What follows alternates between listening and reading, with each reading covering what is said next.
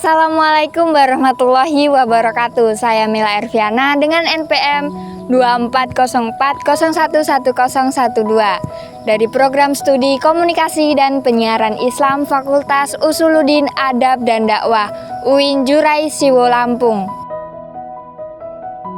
Video ini saya buat sebagai salah satu tugas mata kuliah Komunikasi Sosial Budaya dan Agama dengan dosen pengampu Dr. Aliandi Alumbu Esos MKomI. Pada kesempatan kali ini, saya akan membahas materi yang berjudul Ruang Lingkup Komunikasi Antar Budaya. Melalui video ini, saya ingin mengajak teman-teman untuk memahami lebih dalam bagaimana komunikasi antar budaya bekerja.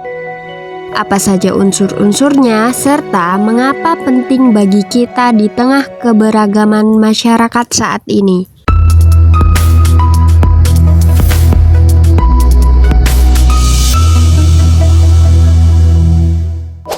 Ruang lingkup komunikasi antar budaya. Komunikasi antar budaya adalah proses pertukaran pesan antara individu atau kelompok yang memiliki latar budaya berbeda.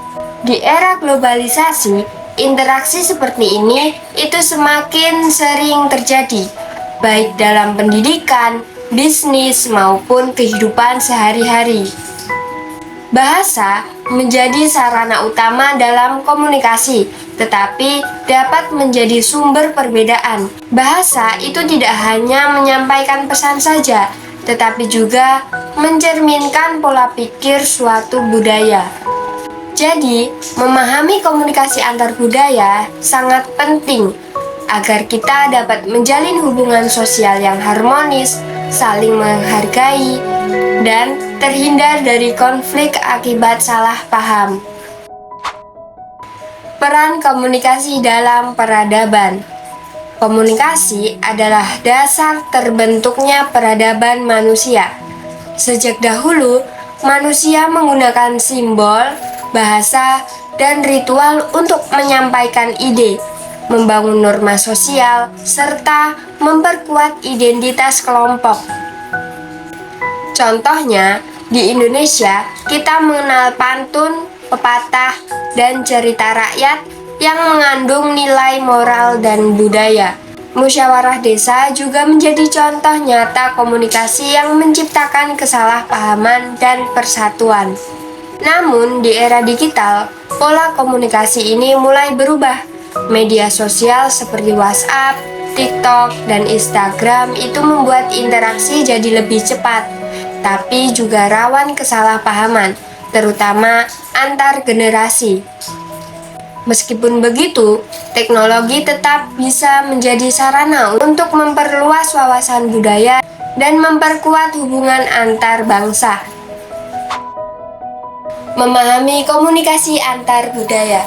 Komunikasi antar budaya terjadi ketika dua orang atau lebih dari latar belakang budaya yang berbeda saling berinteraksi. Indonesia sendiri adalah contoh nyata karena memiliki lebih dari 1.300 suku dan ratusan bahasa daerah. Komunikasi antar budaya bukan sekedar berbicara dengan bahasa berbeda, tetapi juga memahami nilai, kebiasaan, dan cara berpikir orang lain. Misalnya, orang Jawa cenderung berbicara dengan halus dan tidak langsung, sedangkan orang Batak lebih tegas dan ekspresif. Jika tidak saling memahami gaya ini, bisa muncul kesalahpahaman.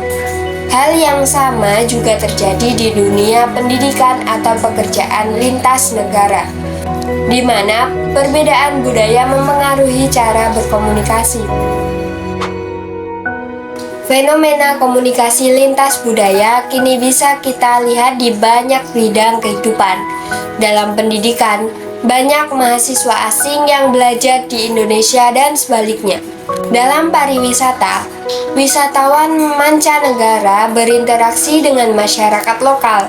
Di media sosial, budaya Korea, Jepang, dan Barat memengaruhi gaya hidup remaja Indonesia. Bahkan di dunia kerja, kolaborasi lintas negara sudah menjadi hal biasa. Namun, Perbedaan cara berbicara dan etika bisa menimbulkan kesalahpahaman jika tidak diimbangi dengan pemahaman budaya.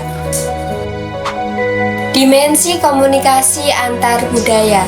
Ada 3 dimensi utama yang sering dibahas dalam komunikasi antar budaya. Pertama, individualisme dan kolektivisme. Budaya Barat menekankan kebebasan individu, sedangkan budaya Timur, termasuk Indonesia, lebih mengutamakan kebersamaan. Kedua, budaya konteks tinggi dan konteks rendah. Indonesia termasuk budaya konteks tinggi di mana pesan sering disampaikan secara tidak langsung. Sebaliknya, di Amerika atau Jerman, pesan biasanya disampaikan secara jelas dan langsung. Ketiga, jarak kekuasaan. Di Indonesia, sikap hormat terhadap orang yang lebih tua atau memiliki jabatan tinggi sangat dijaga. Sementara di budaya Barat, komunikasi cenderung lebih egaliter. Bentuk-bentuk komunikasi antar budaya.